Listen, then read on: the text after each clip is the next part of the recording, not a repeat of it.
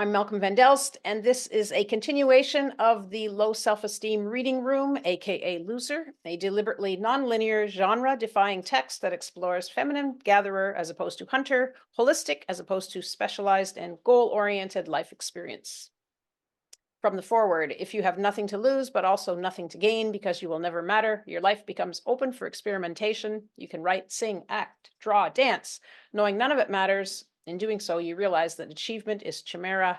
The women, slaves, and exploited, these people are never counted among heroes, yet without them, the heroes don't exist. Heroes are thieves, don't be a hero. 2 weeks ago, we ended with Kyle deciding to finish his novella without his brother's input. Loser then continues with a 5,000 word section called Darlings I Cannot Kill, prose poems on dark themes. Last week's equated love with captivity. Pink. Pink is the color of my figurative heart. Pink is the color of the flesh inside my skin around the bones of my hand. Pink is the color of the flesh in my hand. I saw it when I was a child, after piercing my hand with a paring knife one summer when I was removing the tops and ends off green beans. I pushed one of the ends I had cut off, the little hat with the tail, onto the tip of the knife. I was fooling around, basically, and the knife went clean through the hat and lodged itself in my palm. My mother, busy at the kitchen counter, yelled at me to run my hand under cold water. We had a laundry sink in the kitchen before we added the addition to the house. I came in from the deck, dripping blood across the floor. At the sink, I watched silvery water cascade onto my palm and mingle with the red. Eventually, beneath the water, two cotton candy colored walls of granulated meat appeared, bulging outwards in the space opened by the knife, unconstrained now by the top layer of skin. I passed out. Purple. Here we have an honest purple, a big pounding, a big pulsing bruise, a big pulsing bruise that should be my heart. Yellow, the angry baby. Wah! Silence. Wah! Thank fucking God. Where's mother? At any rate, she's not around, and that's a good thing. Wah! Wah! Wah! It's lovely in here. Birds chirp outside, and the clock says tick tock, tick tock, tick tock. Ooh, goo goo goo goo goo. A door opens and closes. Rustling sounds, someone taking off a coat. Oh shit, she's back. I hope she feeds me without crying and hugging me. I mean, the hugging's not bad, but those wet, slimy tears all over my face. Ugh. Goo goo goo goo goo. Heh, she loves that. Look at her. Oh shit, she's. Mother holds baby close to her chest, burying her sobbing face into the neck and right cheek of the child. Baby grasps for air and pounds her fists against mother, trying to escape. Lavender. In this space, I cannot speak. In this space, I am mute, like my father. I talked to him about weather 3 months before he died across an expanse of North America in 20 years. Two people, one having grown up with the other, one, who knows what secrets he kept, one home alone. One with 10 children and a wife crazy from loneliness and familial abuse. Not abuse by him, abuse by her parents and siblings. I read a story recently about women going crazy in the country. A man has dominion over his land, but a woman has nothing but children who grow up and challenge her jurisdiction. Then the children win because they leave the farm each day and go to school, while she stays home and cleans until the place shines like a TV ad, crying because she can't speak English and has no skills for escape. This is the earth, my father's earth. He holds it in his hand. He grows corn to feed my mother.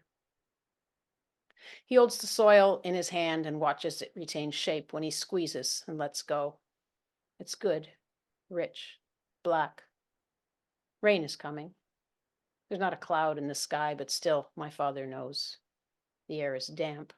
My father's body is heavy, and the animals are slow. Blue whispers. I have spent so long refusing to settle down, refusing to care, trying anyway not to care. It's all right. I've adapted. There's no need really to depend on others. Survival is not difficult in our society. It's only when you start needing or wanting meaning too much, that things become unbearable. But if you can accept that we're all just part of one big organism and that what we do with our lives really isn't important, you can start to enjoy it a bit more. Confidence helps. I have blue eyes. My whole family has beautiful Dutch China blue eyes. We see things clearly with these eyes like a Vermeer painting. We're not Rembrandts all steeped in shadows and golden glows. Nope. For us, everything is clear and delineated. One person does not seamlessly meld into the next, nor do generations. What's mine is mine, and what's yours is yours. I have a house. You have a house. I give to one of my children. I give to all of them equally. Justice, not favoritism. Admittedly, I do like the youngest best. We admire youth and beauty in my family, and boys. Girls aren't much good unless they can marry well. Mine won't because they come from me. Well, if they would listen to me, they'd do all right, but they won't. They think they know better. They laugh at me, I know that. Even before they were teenagers, they laughed at me. I knew. I don't care. It's not like I wanted children.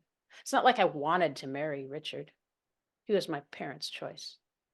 And they didn't care about me. They couldn't get rid of me fast enough when they didn't need me anymore. When my youngest sisters and brothers were grown up, I was an embarrassment. So I married him, even though I don't like him. He's shy. He loves me. What an idiot.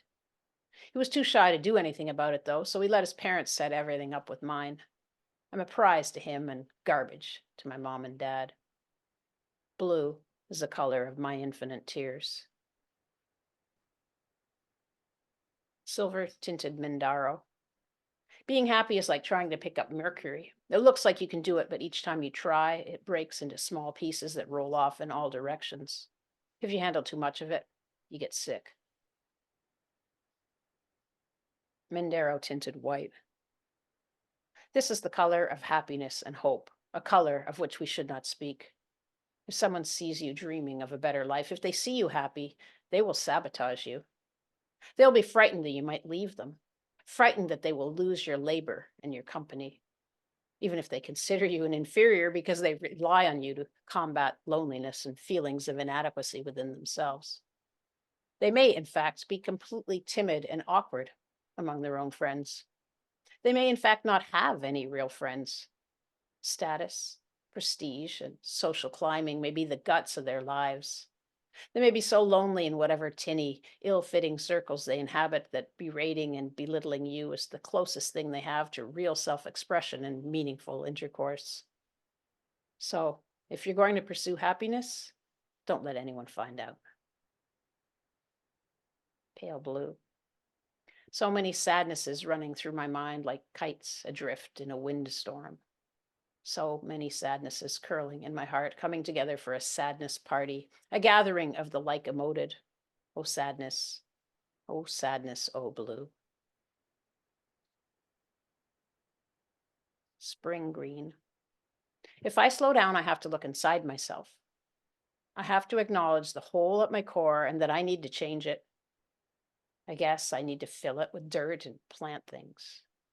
Fungi, mosses, lichen, creeping charlies, dandelions, and buttercups. I know these are weeds, but I love them. Queen Anne's lace, cornflowers, geraniums and asters. There, some domesticated plants.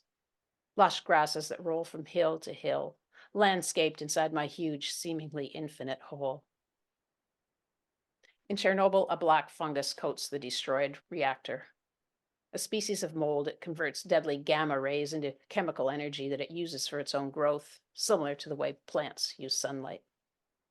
My heart is a destroyed nuclear reactor. I need a human emotional fungi to cradle and cover it, work its way into the cracks, feed off the uncontained, out of control energy, make me habitable again.